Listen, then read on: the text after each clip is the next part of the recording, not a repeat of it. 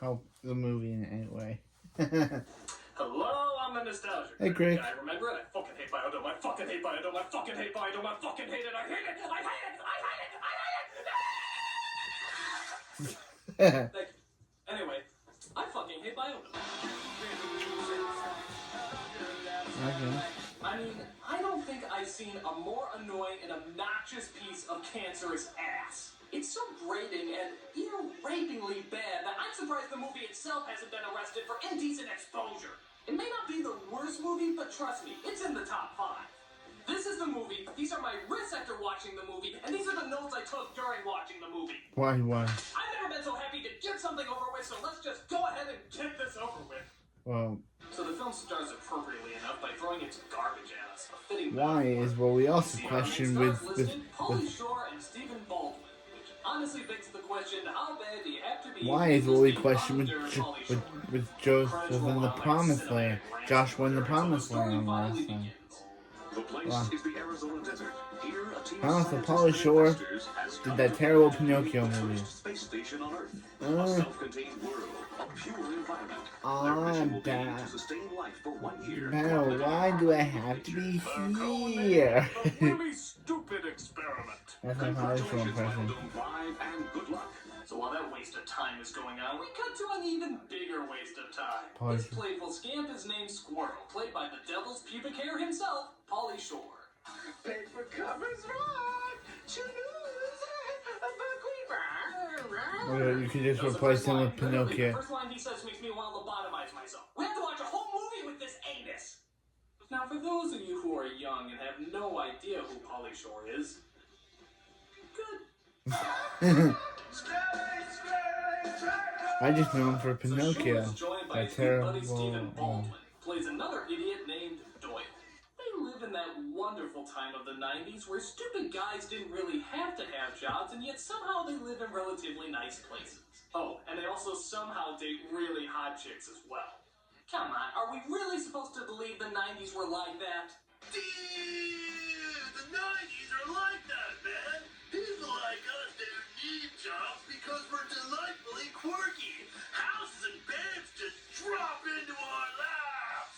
The 90s, kid, there's gotta be some reason why lazy morons keep getting good stuff back then. Dude, that's just how we roll. What you see is what you... What was that? Oh, it's probably just my landlord with another eviction notice. And a battering ram. And a sawed-off shotgun. Gotta go. And back to the review. So Squirrel and Doyle spend most of their time hitting each other with books and explaining why it's smart. I can't believe you cracked those skulls just to get out of this. I don't understand. The book fell on him.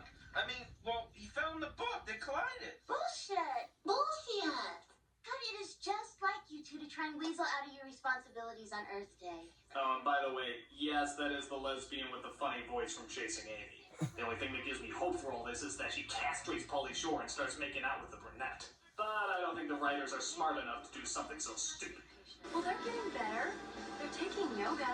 And you're the one that keeps on raving about how flexible Bud is getting. There is something about a man who can lick his own back. What am I supposed to say to that? So it turns out these two are super environmental bimbos who want to help clean the environment for Earth Day. But their dumbass boyfriends have even more important things to do. Like being dumbass boyfriends. We met these guys from Arizona Tech and they're taking us out to this Taggart Vasquez Lake. What? You met men? Oh, and they're on the swim team. Our girls have been seduced by breaststrokers. They got it. So they set out to find their girlfriends because they're afraid that they're gonna sleep with some breaststroke swimmers. They should just retitle this movie Stupid White People Doing Stupider White Things. Well, check out that mall, man. Whoa, must be a grand opening. Biodome. Think that means it goes both ways? I don't know, but we do. Never do that again, for the love of God. So they get to the spot only to find out that the ladies tricked them. There used to be fish here, remember? Yes, I did, Doyle. A long time ago when we were kids, right? Please go along, Mom. Teaching Bud how to hold his breath underwater. Much better, Bud. Now let's try for 3 minutes. Yeah, you trying to tell a joke! You get a vast empty void of silence. So as they start to head back, they come across the biodome, which looks more like bio Pringles cans, as the 5 scientists get ready to head inside. Please, I would like to introduce my team. Mr. T.C. Romulus, our entomologist. Miss Petra von Kant, our oceanographer. And Miss Mimi Simpkins, our agriculturalist. That's not an agriculturist, that's Miss October. In fact, only 2 of these people look like real scientists, the rest look like fashion models. How phony is that? Haven't you seen any movie scientists that got white lab coats and messed up hair? Like Doc Brown, played by Christopher Lloyd. That was a scientist. These guys are GQ covers. They're insulting movie scientists everywhere. What will Christopher Lloyd say?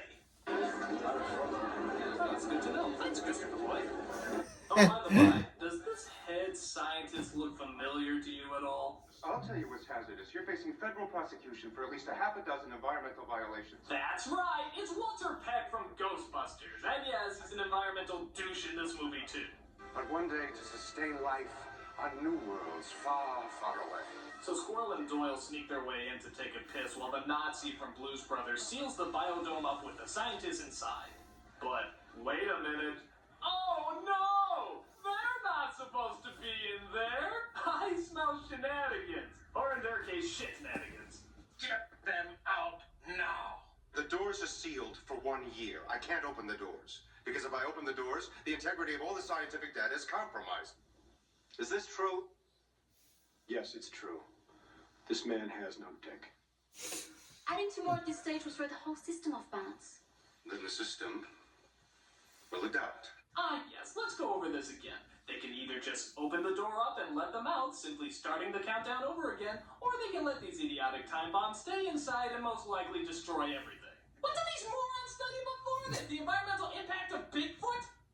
So, because space is tight, they had to have them stay in the janitor's closet, where the idea for this movie probably should have stayed. For the blanket. Choose the blanket. For fun. Okay, Polly Shore, you're better in Pinocchio. There I said it. I didn't watch that movie, but there I said it. He's more annoying in Pinocchio. He's more annoying in that Pinocchio remake. Stay confined to one room. So it's raping time! Oh my, just on. Oh my god. We're rapists and adulterers.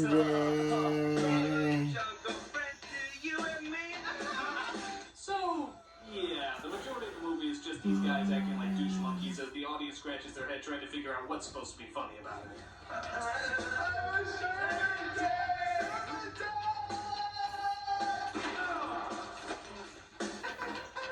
Has anyone ever noticed that Pauly Shore is to white people what Jar Jar Binks is to black people? I have to say, I'm very offended.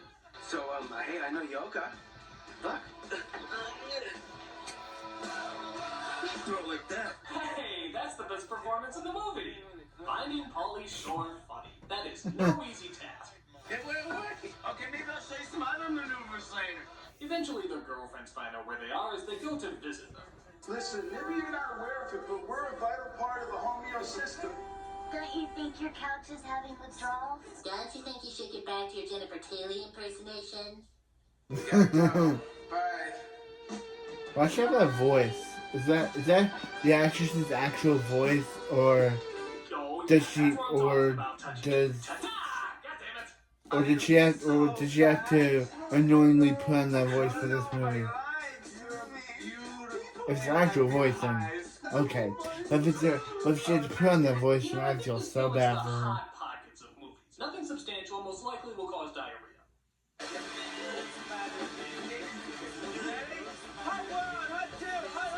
I'm beginning to think this movie is the predecessor to all those really bad YouTube Are they really videos playing you the see. Spider-Man theme The ones song in the where two background? Dickheads do dickheadish things while one dickhead laughs at the other dickhead while that dickhead gets hurt and crippled for life. That's this movie. God, every minute in this film hurts me. Good afternoon, Petri Dish. Allow me to present it. Chateau Squirrely Stub. It's a bit plucky. So that's what happened to our fruit harvest. Mini tribal. Laugh at us! Laugh at us! Marco! Shut up! Marco! Shut up! Okay, these two were dropped. Either that or they're some kind of special needs kids, but there's no way these are normal functioning people. Especially if they think that this shit is funny! We're gonna take you for a ride! They're worse than cancer! If a doctor came up to me and said I had a bad case of Pauly Shore and Stephen Baldwin, I'd cut off my head with a fork! Damn it, damn it, damn it. And by the way, this is it. This is all they showed for like 45 minutes. Once in a while, they'll come back to a pointless scene with Marilyn Manson's ex-girlfriend here, who's dressed like something out of Pleasantville for some reason, but other than that, it's just this. Will you just decapitate them already?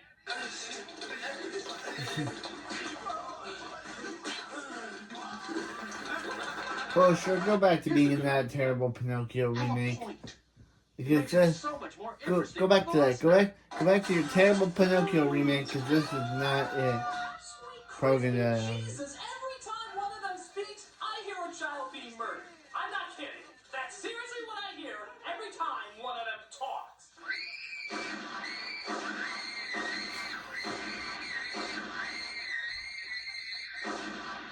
So the scientists finally come to their senses and ditch the two bungholes in their indoor desert, leaving them little to no means of survival. The idea being that while we are here, you are there. Congratulations, movie, you have me totally siding with the bad guy. Walter Peck in a mullet is the more credible choice here. That's how bad we've got it. We can't just leave them then. They are a symbol of everything that is wrong in this world. Captain, these men are a criminal violation of the Environmental Protection Act. I know this seems incredibly unrealistic, as scientists wouldn't usually partake in murder, but I don't care. If it's Pauly Shore and Stephen Baldwin's murder, it's all for the greater good. So they spend several days practically starving to death when they come across an interesting discovery. A key. Wait a fuck nugget! You mean this airtight, totally concealed bubble could have been opened this whole time with just a key in the back glass door? Ow! Ow! This blood hole is so bad it's actually physically hurting me! Ow! So, what do they do now that they're finally released out of their environmental prison? Throw a party, of course, as they invite everyone they know back to the biodome so they can have a rockin' good time. The girlfriends hear about it as some sort of Earth Day event where they Tenacious D? Oh my god, real comedy! Real comedy at last! Oh, save me, Tenacious Jack Black. D! Help me to laugh again! Party at Biodome. All right, let's go. No! No! Go back to Tenacious D, you ass mongrel! Don't you know real comedy when you see it? Oh! How dare you come back to those cock eaters! You passed over the only talented people in the movie! Jack Black. It's like looking at a lineup of the world's greatest martial artists and being like, Jackie Chan? I don't think so. Bruce Lee? Maybe next time. Steven Seagal, get in there! Funny Jen, welcome to paradise! We're still not funny. Look at this place. It's being destroyed. Thought you guys wanted like a big environmental party. You assholes! You assholes! But you're killing the biodome. So after the party's Again, over and they is that her actual voice or what's trying to accomplish, a move, or did she have to put that on? by restoring all the clean air through just picking up everything. Great. That's like trying to fix Hiroshima by handing out band-aids. Do you have any idea how impossible it would be to make this place habitable again? We're taking over this dome. We're all gonna die! I am acting. Seriously, this film couldn't get any less funny if they just shot a clown. Back and to the left. Wow. A clown. Elsewhere, the infamous Biodome is back in the news. My Wow. God, you're actually trying to kill comedy, aren't you? You're trying to physically destroy everything that is humorous in this world. You're not gonna get away with it. No, no. How much of this movie is left? 15 minutes? Alright, I'm just gonna rush through it. Thwarting your diabolical plan, you sick fuck movie!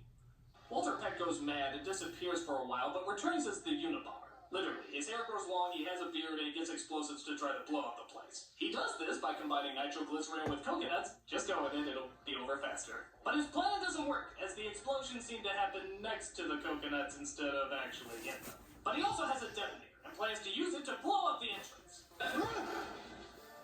Give me the detonator. What is the magic word? Please. The bombs blow up, but mysteriously and unfortunately, nobody is hurt. The boys reunite with the girls, people confuse this experiment for a giant success, and Walter Peck ends the movie by doing his best flying circus impression. It's Monty Python, the Flying Circus. Brought to you by the worst of humanity. This is awful! I mean awful! All the funny is replaced by a giant cauldron of annoyance. You just can't comprehend how bad this movie is. It's just two really unfunny people doing really unfunny things and confusing it for something really funny. I haven't been aggravated by a movie like this for a long, long time. And that's saying something considering the movies I've reviewed. Fuck this movie! Fuck this movie forever! I'm a nostalgia critic.